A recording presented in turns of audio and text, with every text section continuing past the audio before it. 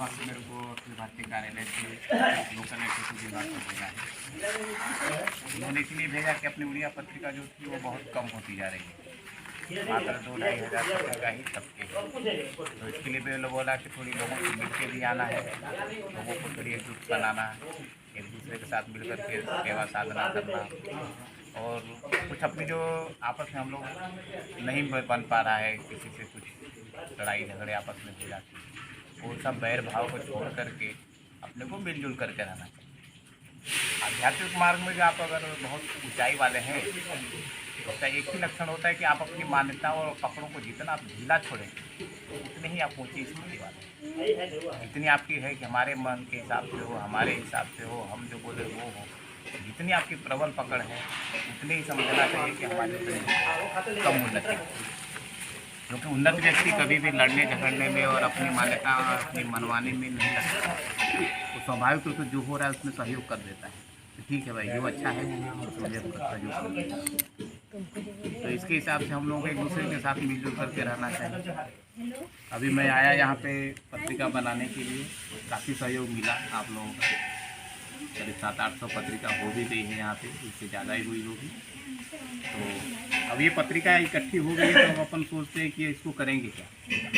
सब लोग ये सोचते हैं कि हम 100 पत्रिका मंगाए हैं, 50 मंगाए तो उसको करेंगे क्या। तो जैसे आप इतने लोग इकट्ठे हुए हैं, अगर ये सारे लोग इकट्ठे हो जाइए एक जगह, जैसे महीने में एक दिन मात्र केवल आधा घंटे 1 घंटे के लिए, और किसी भी मार्केट में जहाँ भीड़ भड़ाका वाला इलाका है वहाँ पे आप इकट्ठे हो जाइए और वहीं सब मिल करके इसको बांटें लोगों के बीच में। तो जब 10 से 15 लोग जब मिल के बांटते हैं तो कोई ज़्यादा कुछ बोलता नहीं है, और बल्कि लोग लेते हैं। मैंने भुवनेश्वर में देखा भी 2 बार 2 महीने में कि उन्होंने पूनम के दिन, गुरु पूनम के समय भी किया था, पूनम के एक दिन पहले उसमें पत्रिकाएं भी बांटी और शरबत भी बांटा साथ में। तो काफ़ी हद तक लोग पत्रिकाएं लिए, मतलब 100 लोगों को हमने बांटा तो उसमें 10 ही 5 ऐसे थे जो बोले कि हमको नहीं चाहिए, ऐसे मना किया। बाकी ज़्यादातर लोग बढ़ करके आगे आकर के भी लेके एक हमको भी दो, एक हमको भी दो। लेकिन हम क्या करते हैं, हम 1-2 लोगों को देखते हैं, मना कर दिया या चाहे फेंक दिया या चाहे फाड़ दिया, तो हमको होता रहे फाड़ दिया, बहुत अपमान हो गया, ये हो गया। अरे भाई, अपमान हो ठीक है, लेकिन उसका हमको दोष थोड़ी लगना है, जो अपमान कर रहा है उसको लगेगा ना। अभी जैसे एक दिन मैं आप ही लोग यहाँ घूम रहा था तो एक जगह ऐसी बात चली, तो बोले कि किसान जब खेती करता है, चावल उगाता है, तो वही चावल को खा करके कोई पुजारी मंदिर में घंटी भी बजा रहा है, कोई जो है विद्यार्थियों को पढ़ा भी रहा है वही चावल खा के, और कोई आतंकवादी बन करके किसी को मार भी रहा है। तो अब इसमें किसका दोष, क्या किसान को लगेगा क्या कि जो चावल आपने पैदा किया, चावल खा करके कोई अपराध कर रहा है तो उसका दंड किसान को नहीं मिलता है। जब भी मिलता है तो जो करने वाले को ही मिलता है। तो अगर हमारे सामने या हमारी पत्रिका को कोई अपमानित करता है तो उसका समझना चाहिए कि दंड हमें नहीं बल्कि उसको ही भोगना है। और ऐसे लोग बहुत कम परसेंट हैं, 2%, 5%, 1%, 10%, यही है। हम उनकी वजह से सिकुड़ जाते हैं। हम सब लोग मिल कर के करें, और होगा, लोग विरोध भी करेंगे, कुछ का कुछ बोलेंगे भी, हमें सहना भी चाहिए इस चीज़ को। अभी मैंने एक कहानी सुनी थी, जैसे अपन सब लोग जाते हैं शिव जी के मंदिर में, तो वहाँ पे हम सब लोग जो है नंदी बैल के कान में कुछ बोलते हैं, जैसे कि कोई आपकी मनोकामना या इच्छा है उसको बोलते हैं, तो ऐसा माना जाता है कि शिव जी को जल्दी से सुनाई देता है और हमारी बात वहाँ पहुँचती है। तो ये कथा पे मैं आपको एक बात बोलूँगा।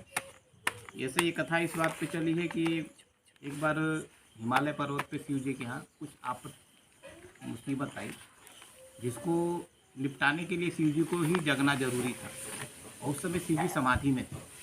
तो ज़्यादातर हम मंदिर में देखते हैं ना, तो शिव जी की मूर्ति समाधि वाली रहती है और वहीं पे नंदी बैठा रहता है, सामने उनकी नंदी को बिठाया जाता है। तो शिव जी की समाधि बहुत गहरी लगी थी और वो कोई तोड़ नहीं पा रहा था। पार्वती जी ने कोशिश किया, सारे गण जितने थे सब ने कोशिश की, लेकिन कोई तोड़ नहीं पा रहा।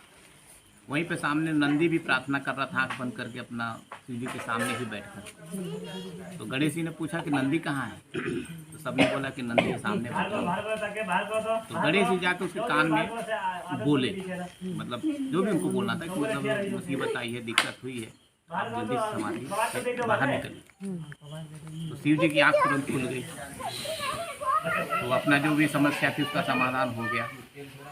फिर उसके बाद में पार्वती जी ने पूछा कि हम सब लोगों ने कोशिश की आपको जगाने की, आप नहीं जगे। गणेश जी बोले, पार्वती, सब लोगों ने कोशिश किया, सारे गण सारे लोग कोशिश की, नहीं जगे। लेकिन नंदी के कान में बोलते ही आप कैसे आपकी समाधि खुली। उन्होंने बोला कि ये जो है नंदी हमसे एक तार हो गया, मतलब एक आकार हो गया। उसका अंतःकरण हमारा एक हो।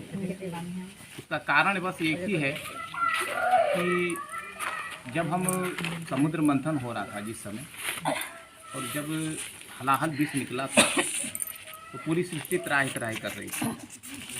तो मेरे को बोला गया, मतलब मैं उस विष को पी रहा था, उस विष में से 2-4 बूंद जो है जमीन पे गिर गया, जिसके कारण से पूरी पृथ्वी मतलब त्राही त्राही करने लगी, जीव मरने लगे।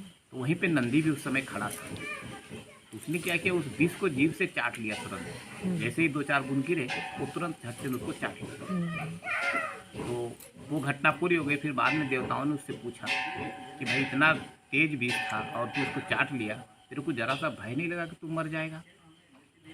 तो नंदी ने यही बोला कि जब मेरे स्वामी जी इतना विष पी रहे हैं तो क्या हम 4 बूंद भी नहीं पी सकते? तो इसके कारण से उसका अंतःकरण हमसे एक तार हो गया, इसलिए जो भी उसको कुछ बोला जाता है वो हमको तुरंत सुनाई देता है। तो ये कथा का मतलब ये है कि हम अपने ऊपर भी ले सकते हैं। ये हमारे लिए है कि जब हमारे गुरु इतने ज्ञानी, इतनी ऊंची और इतने सम्मान पाने के बाद भी आज इतना अपमान झेल करके और हम लोगों के लिए कुछ ना कुछ कर रहे हैं वहाँ बैठे बैठे, तो क्या हम लोग 2-4 अपशब्द, 2-4 गाली या 2-4 किसी के बोले हुए चीज़ों को नहीं सह सकते? हमको भी तो सहना चाहिए। जब हमारे गुरु, उनके इतना तो हम लोगों का किसी का सम्मान नहीं है। उनके इतना सम्मान कोई दुनिया में कोई पाया भी नहीं। इस सृष्टि में जिन देखा जाए तो बड़ा से बड़ा प्रधानमंत्री हो, जितना उनको सम्मान मिला बापू जी को, उतना उनको किसी को नहीं मिला अब तक। लेकिन जितना आज उनको अपमान मिला है उतना शायद ही किसी को मिला हो। क्योंकि आज वो कैदियों के बीच, मतलब ऐसी जगह पे हैं जहाँ अपराधी लोग ही छांट कर वहाँ रखे जाते हैं, ऐसों के बीच में है। अब ऐसा तो है नहीं कि हर अपराधी, अब जब बाहर रहने वाला हर व्यक्ति उनको आदर भाव से नहीं देखता है, तो क्या जरूरी है कि हाँ वहाँ का हर अपराधी आदर भाव से देखता है? और इतने अपमान, इतने लांछन, इतने कौन क्या नहीं बोल रहा है। जब वो हमारे स्वामी इतना सह सकते हैं, अपमान झेल सकते हैं, तो क्या हम लोग 2-4 शब्द नहीं दूसरे का सुन सकते? वो भी सेवा के नाम पे।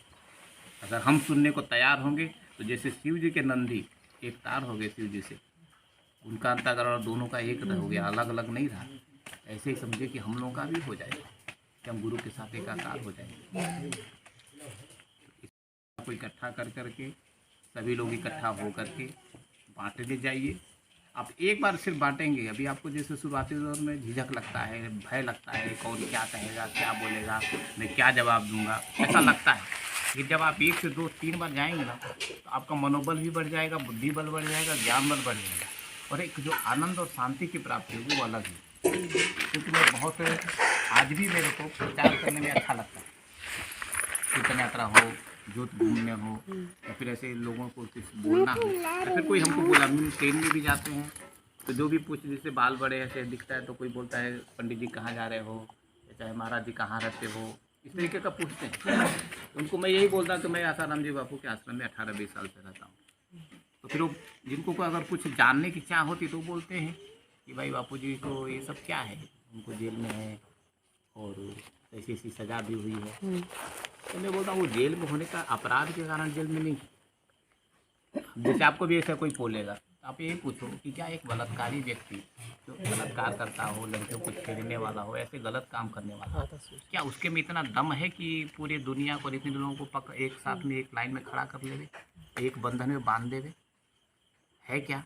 अगर है तो आपने तो नहीं किया ना किसी के साथ ऐसा कुकर्म, तो फिर आप क्यों नहीं सबको, अपने सिर्फ गली के लोगों को अपने पीछे घुमा लो ना, तो मैं मान लूँगा कि हाँ नहीं है। तो जाने से पहले ही बोले ये तो हर अपराधी आता है, अगर मैं भी उसी रूप में आऊँगा तो हमारे में और एक नॉर्मल अपराधी में क्या अंतर है?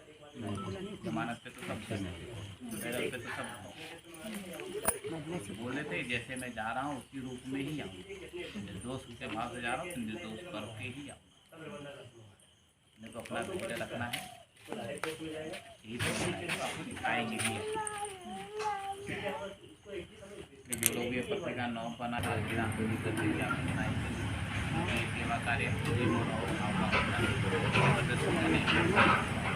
अपने भाव से करेंगे तो उसका लाभ, जबरदस्ती का कराने से फिर आपको लाभ नहीं मिलता है जो मिलना चाहिए।